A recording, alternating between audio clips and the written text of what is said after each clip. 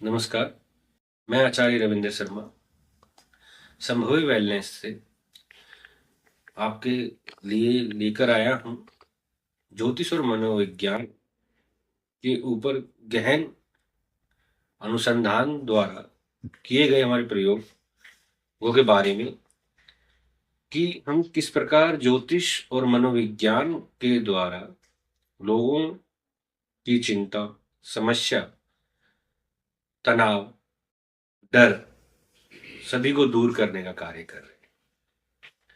हमारे पास जो लोग आते हैं वो कहीं ना कहीं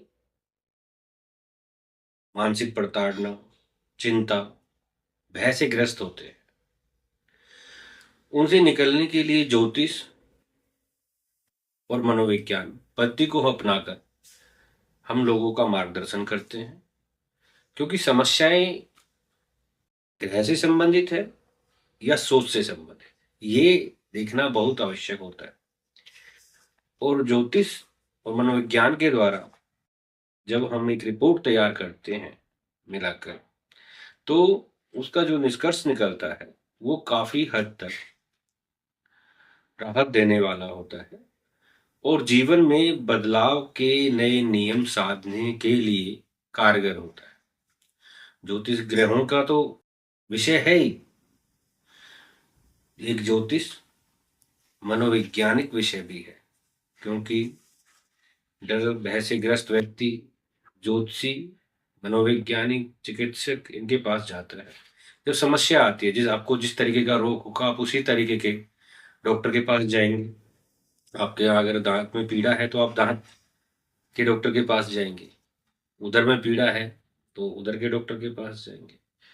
उसी प्रकार ज्योतिष और मनोविज्ञान के मिश्रण के द्वारा हम व्यक्ति की समस्या को पकड़ते हैं कि वो सोच के द्वारा आ रही है समस्या या ग्रहों के द्वारा।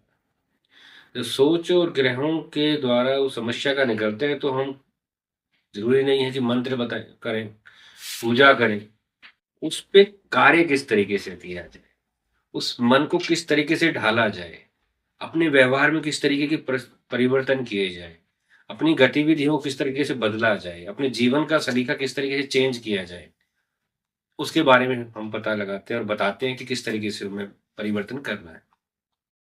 क्योंकि कोई भी चीज केवल ग्रहों पर ही नहीं आधारित होती है, वो सोच पर भी आधारित होती है। बार बार जीवन में वही समस्याएं क्यों आ रही हैं, मेरी सोच बार बार ऐसे क्यों होती जा रही है, अरे मेरा तो पढ़ाई में मन लग रहा था, अब मेरा पढ़ाई में मन लग नहीं रहा है, मेरा ध्यान भटक रहा है, अरे मैं इस काम में तो बड़ा अच्छा कर पा रहे थे लेकिन अब मेरे को वही आ रहा है, अच्छा ये पहले था फिर बीच में बंद हो गया था होना, लेकिन ये फिर से रिपीट होके आ रहा है।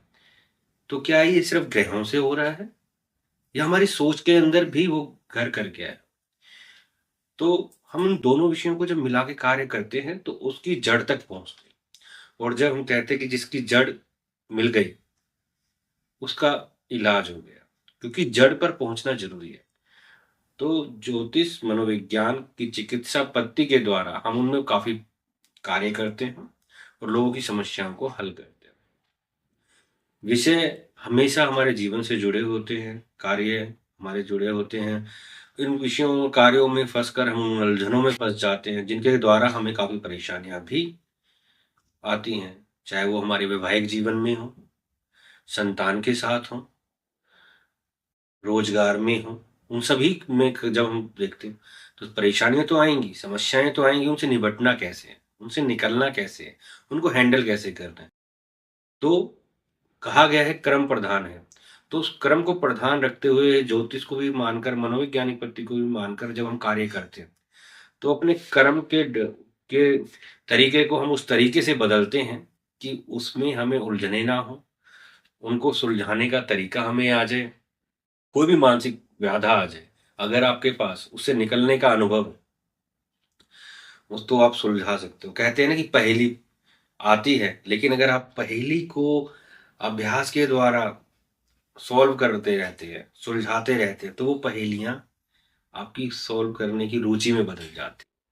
और जब वो रुचि में परिवर्तित होती हैं तो समस्याएँ धीरे-धीरे जाने लगते हैं क्योंकि आपने उस जीवन को जीने का सलीका सीख लिया है, अनुभव सीख लिया है, उन चीज़ों से निकलने का कहते हैं कि फ़ॉर्मूला सीख लिया है। जब फ़ॉर्मूला आपके हाथ में होगा, तो जीवन की समस्याओं में कोई भी सवाल इतना कठिन नहीं है, जिसे आप सॉल्व ना कर पाएँ। इन्हीं शब्दों के साथ आज के विषय पे हम विराम लेते हैं और आगे हम ज्योतिष और मनोविज्ञान के ऊपर कुछ केस स्टडी भी आपके लिए लेके आएँगे और मैं चाहूँगा आप अपने कुछ प्रश्न हमें अवश्य दें, जिन प्रश्नों के उत्तर भी हम देना चाहेंगे। धन्यवाद।